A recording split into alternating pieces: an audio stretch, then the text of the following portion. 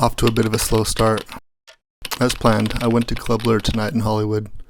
My pockets packed with about $1,000 worth of product. The turnout was strong for Thursday, but it's mostly young Armenian males. Seemed a lot of them were under 21. But in LA, it's common for 18-year-olds to have fake IDs.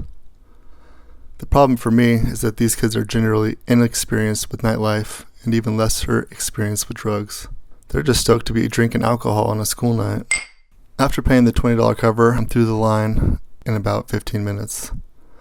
Just walking into the club, I'm nervous as hell, not only because I'm walking in solo and don't fit in, but I'm also carrying enough blow to do prison time if I mess up. I try not to think about it. I get inside around 10:45, so it's still pretty early and people are still arriving. Just standing by the bar, looking around at my prospective buyers, but can't summon the balls to ask people if they're looking for any party supplies. I decide to get a beer to calm my nerves somewhat. I'm usually not much of a drinker.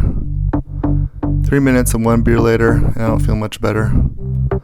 I walk around the club for about 20 minutes, looking for potential customers. Finally, I spot someone who looks like he might be interested. He's a little older than all the kids here, so he's around my age. Definitely of Armenian or Middle Eastern descent. He's wearing one of those bendy glow necklaces around his head like a crown, and doing some weird strut to the music. After clocking him for a bit too long, I walk up to him and mumble, "Coke?" But I say it like a mouse. He asks, "What?" So I say again, "Need any Coke?" But he just gives me a really weird look, then carries on what he's doing. I guess you could call it dancing. I'm pretty pissed off at this point as I'm walking around like a dumbass trying to sell a Schedule I substance to kids.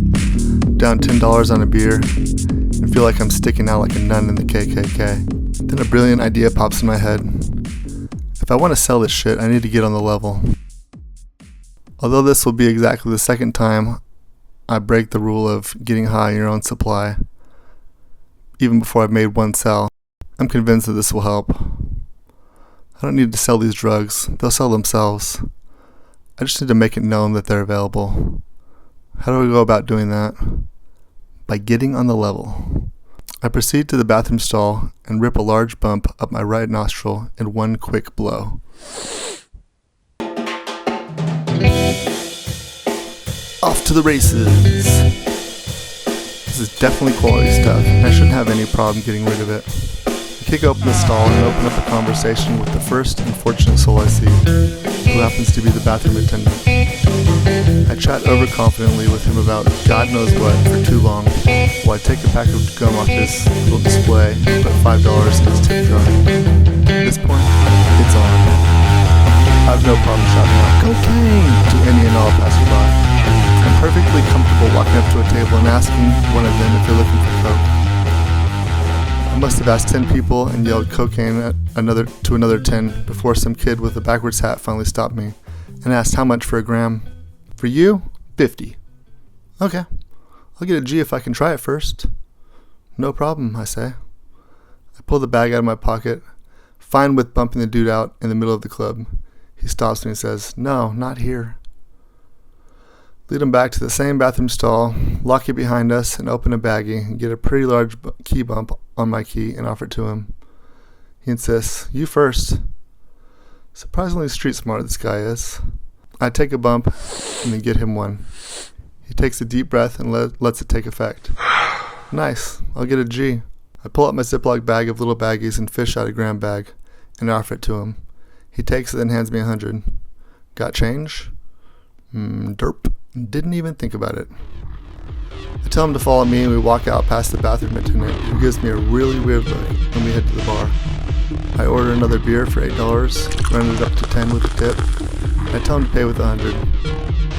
I get the beer, he gets the baggie plus 50 back, and I keep the change. Somehow, we managed to finalize my first transaction as a coke dealer before parting ways. It wasn't the smoothest sale. I'm back to making rounds about the club, mentioning the magic word to people I pass by. One of them is a pretty blonde girl. "You got some?" "Yep. You want a gram or a 20 sack or..."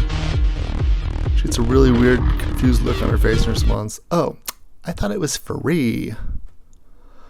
I walk away without responding, and moments later, I notice a group of 4 dudes. 2 are double fisting beers, 1 is wearing sunglasses, and they all have the same crew cut. Gotta be military. I go up to the one with the sunglasses, the biggest of the 4 dudes. Yo, I got coke. What? I said I got some blow. Need any? Without pause, he responds, oh hell yeah, how much? 50 gram? 130 a ball? He discusses it with one of his comrades, who gives me a quick look and gives a nod of approval. Let me get an 8-ball, Sunglasses says.